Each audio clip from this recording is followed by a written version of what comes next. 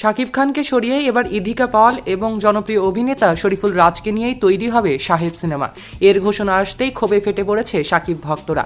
কিছুদিন আগে হাসিবুল রেজা কল্লোলের পরিচালনায় কবি নামে একটি ছবিতে জুটি বেঁধে অভিনয় করেছেন বাংলাদেশের নায়ক শরীফুল রাজ এবং কলকাতার টিভি সিরিয়ালের নায়িকা ইধিকা পাল। নতুন আরেকটি সিনেমাতে জুটিবদ্ধ হতে চলেছে তারা, ছবির নাম সাহেব। তবে এই ছবিতে কাজের ব্যাপারে প্রযোজনা প্রতিষ্ঠান ভার্সেটাইল মিডিয়ার কর্ণধার আদনান মঙ্গলবার দুপুরবেলা প্রথম আলোকে জানান, রাজ এবং ইধিকাকে নিয়ে কাজটি করতে যাচ্ছেন তিনি। কথাবার্তা শেষ, সবকিছুই ঠিক হয়ে গিয়েছে।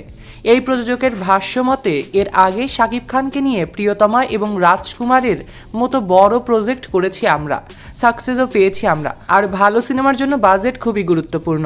সাহেব ছবিটি বড় পরিসরেই হবে, এমনটাই কাজ এগোচ্ছে।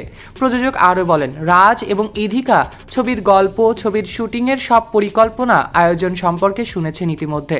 তারা সব কিছুই পছন্দ করেছেন। চুক্তি স্বাক্ষরটা একটু আয়োজন করেই করা হবে বলে জানিয়েছেন।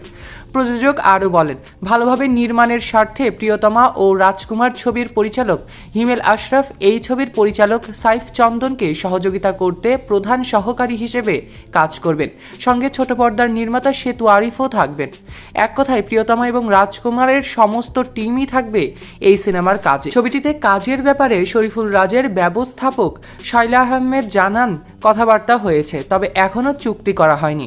বলেন, আমি ও রাজ মিলে গল্প শুনেছি, তাদের কাজের পরিকল্পনা ভালো, সবকিছু পছন্দ হয়েছে। চুক্তি তো এখনো হয়নি, হলে বিস্তারিত জানাবো। এদিকে কলকাতা থেকে এই ছবিতে কাজের ব্যাপারে ইধিকা পাল বলেন, গল্প পেয়েছি, পড়েছি এবং শুটিং শিডিউল করবে কবে সেটার জন্য অপেক্ষা করছি আমি।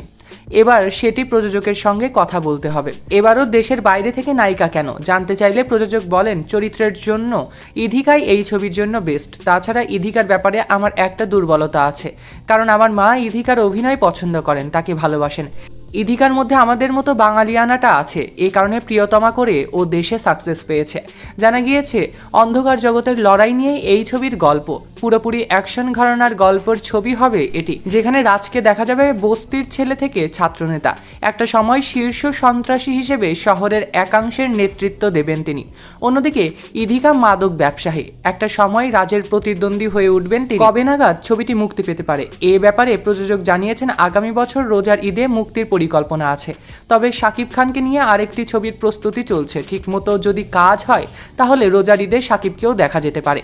এখন দেখার বিষয় রাজ এবং ইধিকা কতটা হিট করতে পারে বাংলাদেশের বক্স অফিস। আপনাদের কি মনে হয় এবং নতুন ছবি নিয়ে কি কমেন্ট করবেন তা কমেন্টে জানাতে ভুলবেন না। এমনই আপডেট পেতে চ্যানেল এবং পেজটিকে লাইক, ফলো আর সাবস্ক্রাইব করতে ভুলবেন না। সৈকত আহমেদ নূর, সেলিব্রিটি লাইফলাইন।